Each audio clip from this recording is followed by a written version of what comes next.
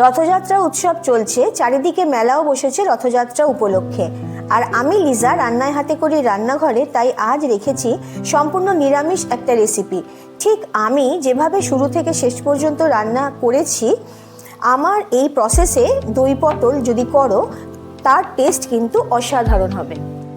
প্রথমে বেশ কিছু পটল নিয়ে নিয়েছি। পটলগুলোকে আমি এইভাবে খোসা ছাড়িয়ে নিয়েছি। কিভাবে ছাড়িয়েছি একটু তোমাদের দেখিয়ে দিই। এইভাবে ওপরের খোলাটা পটল থেকে বাদ দিয়ে দিতে হবে।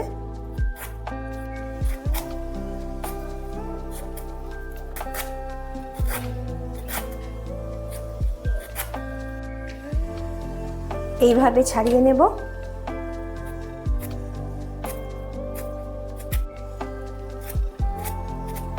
ছাড়াবার পর দুটো মুখকে এইভাবে কেটে নিতে হবে। তারপর যাতে ভেতরে মশলাটা ঢোকে সেই জন্য এইভাবে একটু মুখ দুটো কেটে নিতে হবে। সেমভাবে এই পটলটাকেও এইভাবেই কাটতে হবে।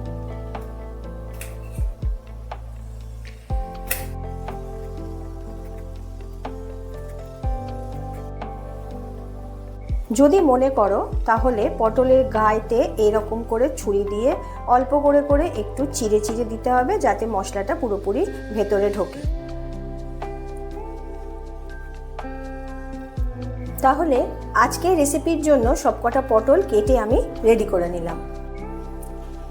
এবার একটু বলে দিই, একটা বাটি নিয়ে নিয়েছি। বাটির মধ্যে কিছু কাজু, ভাঙা কাজু, মোটামুটি ওই 25টা মতন আমি নিয়ে নিয়েছি। আর তার সাথে নিয়েছি এই চামচের মানে চা চামচের হাফ চামচ মতন নিয়েছি রাই সর্ষে বা সাদা সর্ষে, হাফ চামচ মতন নিয়েছি পোস্ত, আর হাফ চামচ মতন নিয়েছি তিল, আর তার সাথে আরও হাফ চামচ মতন নিয়েছি মগজ। এগুলোকে আমি একটু জলে ভিজিয়ে রেখেছি যাতে বাটার সময় একটু সুবিধে হয়। এবার গ্যাসের মধ্যে বসিয়ে দিয়েছি কড়াইয়ের মধ্যে দিয়ে দিচ্ছি সাদা তেল। তেল গরম হলে পটলগুলো এই তেলের মধ্যে দিয়ে একটু ভেজে নেব।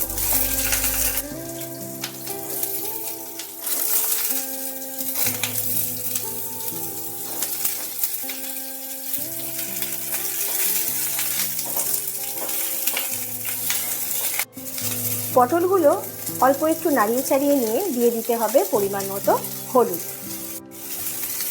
আর তার সাথে দিতে হবে অল্প পরিমাণে একটু লবণ আর হলুদ দিয়ে পটলগুলোকে আবার একটু নাড়াচাড়া করে দিতে হবে, যাতে প্রত্যেকটা পটলের গায়ে হলুদ আর নুনটা ভালোভাবে মিশে যায়।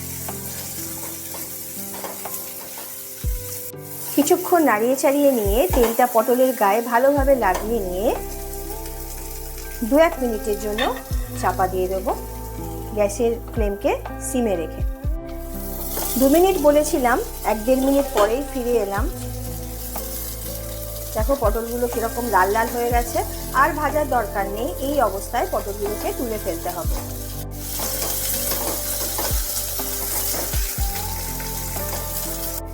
খেয়াল রাখতে হবে বেশি ভাজতে গিয়ে যেন পটলগুলো একেবারে নরম না হয়ে যায়। এবার কড়াইতে দিয়ে দিচ্ছি পরিমাণ মতন সাদা তেল বা অলিভ অয়েল। এবার একটা বাটির মধ্যে চা চামচের হাফ চামচ মতো নিয়ে নিচ্ছি আদা বাটা, চা চামচের হাফ চামচ মতো দিয়ে দিচ্ছি জিরে গুঁড়ো। এই চামচের পরিমাণটা চা চামচের হাফ চামচের সমান। আর দিয়ে দিচ্ছি চা চামচের হাফ চামচ মতন ধনে গুঁড়ো। তার সঙ্গে দিয়ে দিচ্ছি হাফ চামচ মতন কাশ্মীরি লঙ্কা গুঁড়ো। এবার এই মশলাটা অল্প করে জল দিয়ে গুলে নিতে হবে।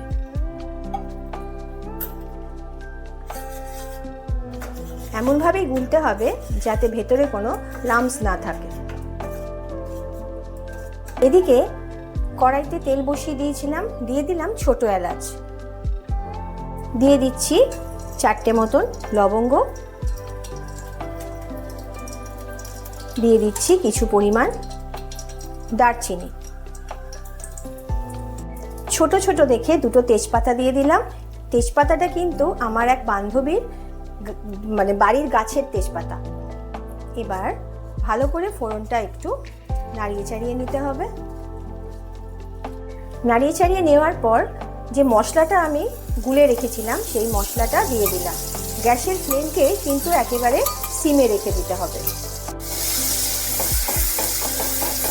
মশলাটা দিয়ে তেলের সাথে আর ফোড়নের সাথে ভালোভাবে একটু কষাতে হবে।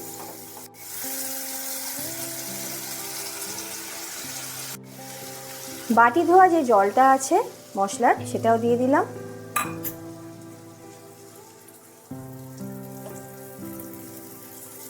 দিয়ে একটু ভালোভাবে নাড়াচাড়া করে নিতে হবে। আজকের রেসিপি কিন্তু আমি দই পটল করছি। তো দই পটলটা কিন্তু আমি শিখেছি আমার শাশুড়ি মার কাছ থেকে। এবার বেটে রাখা যে কাজু, তারপর তিল, পোস্ত আর রাই সর্ষে, মগজ ছিল সেই পেস্ট আমি এর মধ্যে দিয়ে দিলাম।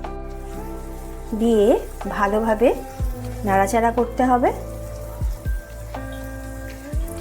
এই দই পটল কিন্তু খেতে খুব সুন্দর লাগে। আর খোলাটা আমি যেভাবে ছাড়ালাম সেইভাবে যদি ছাড়ানো যায় তাহলে কিন্তু একেবারে নরম হয়, আর ভেতর থেকে একটা নরম ভাব থাকে আর ওপরটা হালকা করে একটু শক্ত থাকে, একটু নরম থাকে, খেতে খুব সুন্দর লাগে। আমি দই পটল সাধারণত আমি দেখেছি যে ওই আর্ধেক আর্ধেক করে ছাড়ানো হয়, কিন্তু আমি আমার শাশুড়ি মাকেই দেখেছি এইভাবে ছাড়াতে। আমি সেই জন্য না এইভাবেই ছাড়াই। এতে কি হয়, খেতে কিন্তু খুব ভালো লাগে পটলগুলো। এই অবস্থায় এই যে বেটে রেখেছিলাম, যেটা পেস্ট করে রেখেছিলাম, সেটাও ধুয়ে একটু জল দিয়ে দিলাম। জল কিন্তু আলাদা করে এতে পড়বে না, শুধুমাত্র এই বাটি ধোয়া জল আর মিক্সির জার ধোয়া জলই পড়বে, এছাড়া আলাদা করে কিন্তু কোনো জল এর মধ্যে পড়বে না। এবার এই গ্রেভির মধ্যে দিয়ে দিচ্ছি পরিমাণ মতো লবণ।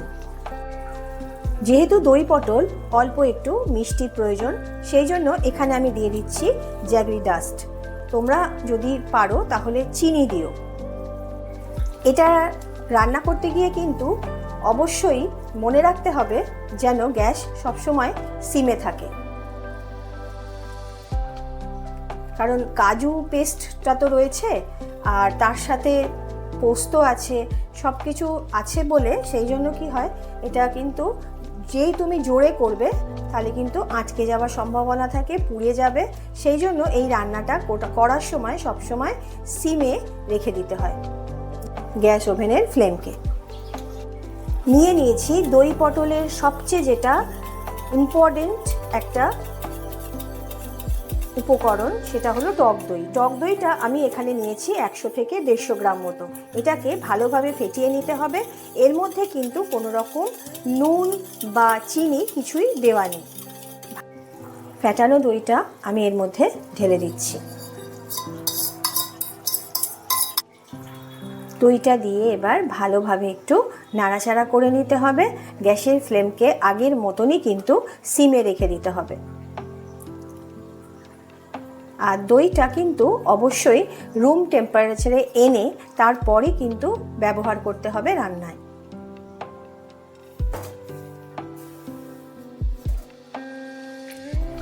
দেখো ফুটে উঠেছে।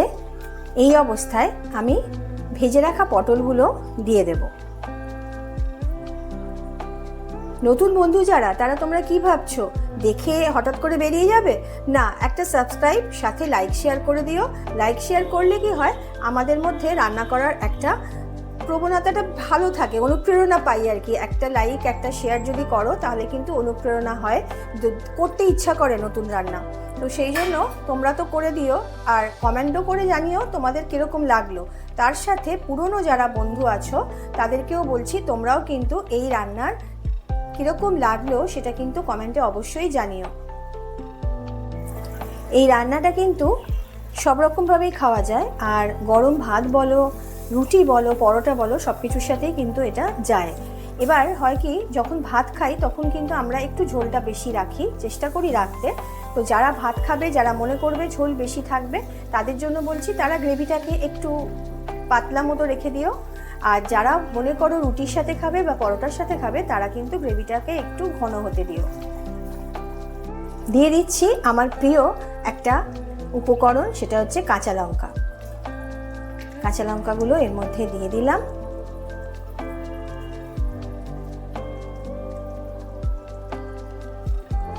গ্রেভিটা অনেকটা ঘনও হয়ে এসেছে।